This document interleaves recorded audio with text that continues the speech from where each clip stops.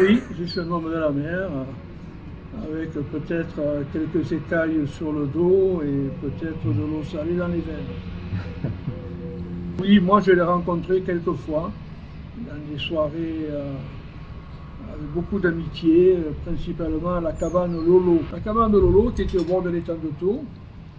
Lolo, Spinelli bien sûr, figure typique, hein, qui vivait un peu, entre guillemets, comme un marginal, non, mais de sa pêche, des choses simples et naturelles. Qui a eu aussi une vie assez trépidante avec son genre à lui, évidemment. Et Georges était très copain avec lui, ils avaient plaisir à se rencontrer. Donc c'était des soirées typiques, avec beaucoup d'amitié, de folklore, hein, de jeux de mots aussi, et c'était très très agréable. J'avais 13 ans à peu près, c'est le grand souvenir que j'ai de Brassens. Nous étions partis en bateau de Sète pour aller jusqu'au phare de Rouquayrol et ensuite prendre l'apéritif chez Lolo à Balaruc. Voilà. Et donc ceci s'est fait par l'intermédiaire de Georges Granier, avec qui mes parents étaient amis. Il y avait Georges Granier et Georges Brassens, bien sûr, qui me faisaient très peur parce que c'était quelqu'un avec une belle voix, mais qui impressionnait un gamin de 13 ans un peu parce qu'il avait une stature, Brassens. Il était déjà connu. Il était connu, ah oui, il était connu. Il était connu surtout sur le tourne-disque de mes parents puisqu'il passait en boucle. Un admirateur de Brassens, pas un fan, j'ai horreur du mot fan, ça fait un peu trop Johnny Hallyday. Et ça ne sait pas bien à Georges Brassens. Non, admirateur depuis très très longtemps. Je vis avec lui depuis plus de 60 ans.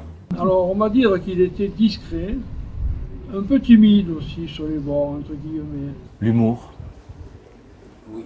la gaillardise, parce que c'est d'abord ça qui m'a retenu quand j'avais une dizaine d'années. Ce sont les gros mots. Bien sûr, qui n'étaient pas très nombreux d'ailleurs. Hein. Dans le gorille, il n'y a pas un gros mot, mais c'était l'interdit, hein, puisqu'on ne pouvait pas l'entendre à la radio. Et d'abord ça. C'était un gentil personnage. Hein. C'était quelqu'un d'assez doux. J'ai toujours sa voix dans l'oreille, une voix chaude, un peu timide. Hein. D'après ce que l'on savait, et qui a été vérifié bien plus tard, sa vie correspondait exactement à ce qu'il chantait. C'était pas de la frime. C'était pas de la frime. Il chantait ce qu'il pensait, il disait ce qu'il chantait. Mais le fait qu'il chantait les gens simples, la solidarité, le mépris de la société un peu quand même, des institutions, il était comme ça dans la vie. Il y avait toujours une assiette disponible sur la table si quelqu'un arrivait à l'improviste. De par son histoire, je pense, hein, je connais un peu son histoire, de par son histoire, c'était un artiste en devenir, par sa marginalité, par... Sa marginalité. Bien oui, il a été mis au banc un peu tout de suite et il s'est un peu retiré et son arrivée à Paris l'a marginalisé. Il a construit une large gamme de textes et de chansons un peu sur des sujets de société, sur ses révoltes vis-à-vis de l'Église, vis-à-vis des gendarmes, de la police. Lui qui avait eu maille à faire pour des larcins mineurs quand il était gamin. À part peut-être son vieil ami Henri Delpont, qui plus tard est devenu le directeur du théâtre Molière de Sète, ses autres copains d'enfance, en réalité je ne suis pas assez toi, donc je ne sais pas ce qu'ils sont devenus, mais ils n'étaient pas tous branchés entre guillemets niveau culturel, et c'était une bande de joyeux garnements, hein, puisqu'il y a eu l'affaire des bijoux. Hein. Ça aurait pu mal se passer, dans le cas contraire, comme beaucoup de jeunes à cette époque-là, ils auraient pu faire des bêtises. Mais bon, tant mieux pour lui, il n'a pas pris cette voie-là, il a pris l'autre, qui a été un peu sa vocation et sa raison de vivre. Je pense qu'il devait se chercher également. Et puis c'était un amoureux des mots. Et on recherche souvent l'essence même de ce que l'on peut faire, ce que l'on peut écrire, chez les autres, hein, chez nos pères en fait. Hein. C'est pareil pour la peinture. Il a essayé d'écrire.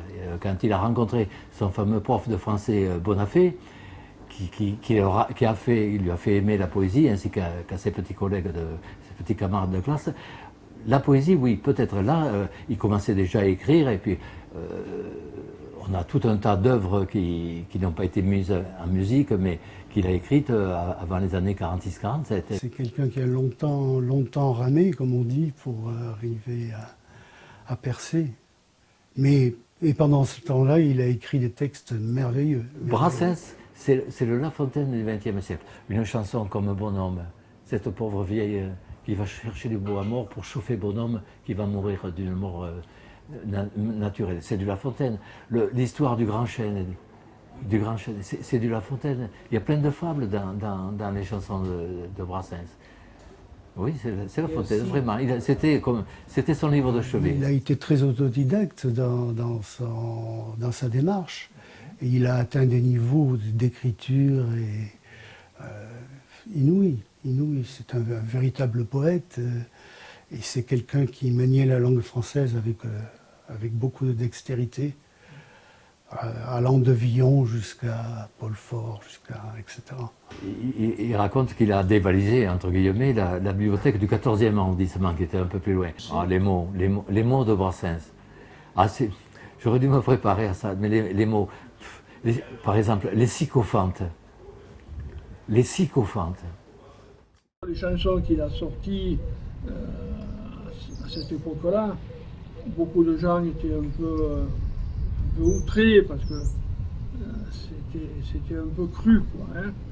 C'était pas monnaie courante, quoi. Sa maman n'était pas toujours d'accord. Voilà, exactement. Mais c'était Georges Brassens, voilà. Mais en 53-54, il était très discuté, Brassens. Parce que le public était habitué à quoi en 52-53, quand on a commencé à l'entendre? C'était Lino Renaud et Ma cabane au Canada. C'était André Claveau et Cerisier Rose et Pommier Blanc. C'était les chanteurs à voix comme André Dassari, comme Guettari, comme Luis Mariano. Brassens, c'était tout à fait autre chose, avec son air un peu bourru, la guitare comme une bûche au bout du bois, au bout du bras, pardon. C'était tout à fait différent. Ah, j'ai un faible pour le gorille. Quel plus beau poème d'amour que la non-demande en mariage. Alors la musique. Alors contrairement à ce que les gens pensaient que Brassens c'était toujours pom-pom, pom-pom, pom-pom, c'était un musicien, un mélodiste formidable. D'ailleurs, je veux dire quelque chose qui peut-être va déranger les fans de Brassens.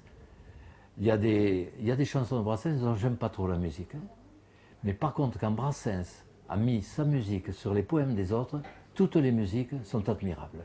Des références au fandango pour ce côté espagnol, des références aussi italiennes, bien souvent dans ses chansons, oui. Il le dit souvent dans sa famille, notamment avec sa maman qui était d'origine italienne. On écoutait beaucoup la radio et les chansons sur les électrophones, enfin les gramophones de l'époque. Hein. Donc il a été bercé par la musique, si vous voulez, la musique populaire. Et surtout dans le quartier de Sète où il vivait, où il y avait beaucoup de gens d'origine italienne. On entendait beaucoup de dames qui chantaient en italien, en napolitain, surtout principalement. Et surtout dans ce quartier-là, c'est le quartier de marins, de pêcheurs. Alors moi j'ai connu Brassens avec j'étais gamin, enfin, par l'intermédiaire de mes parents, j'ai pu le voir avec des joueurs de jazz tels que Moustache sur la plage de Sète. Pour les plus vieux Sétois, c'était le Kalinka. Kalinka qui était tenu par Monsieur Schenk à l'époque.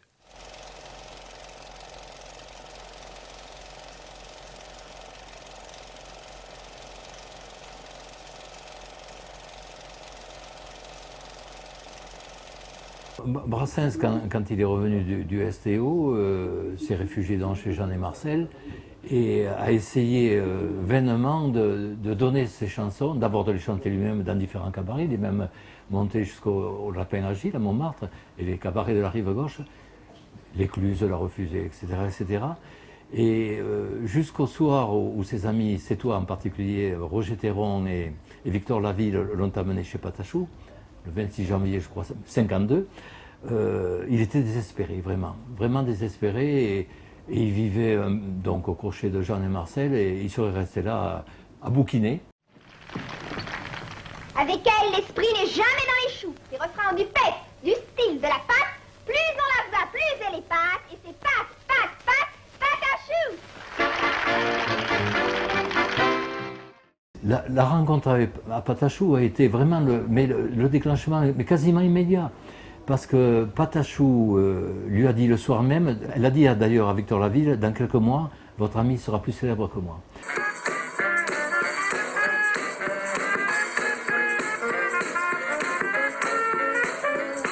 J'ai un peu fouillé partout les photos et ce visage m'interpelle chaque fois. Parce qu'il est souriant, parce qu'il est doux, parce qu'il a des yeux amuseurs. Je retrouve vraiment ce visage dans cette partie de bateau en mer. Hein, et cet instant figé qui est dans ma mémoire, parce que je pense que c'est quelque chose que je me remémore souvent.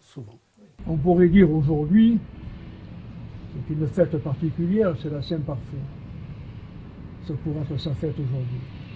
J'ai eu le plaisir de le faire venir à Agen, quand j'étais responsable de la culture comme élu municipal à la ville d'Agen, en 1973, avec les Tréteaux de France. Je savais où il dormait la veille et le lendemain, et je suis bien sûr allé au spectacle. Hein, j'étais au premier rang.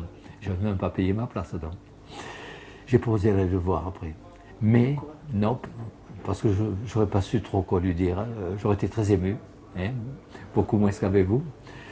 Je n'aurais pas su trop quoi lui dire, mais je sais qu'il a reçu plus de 200 personnes le soir dans la petite loge des Trésors de France. Il avait une gentillesse, paraît-il, avec le public extraordinaire, très simple.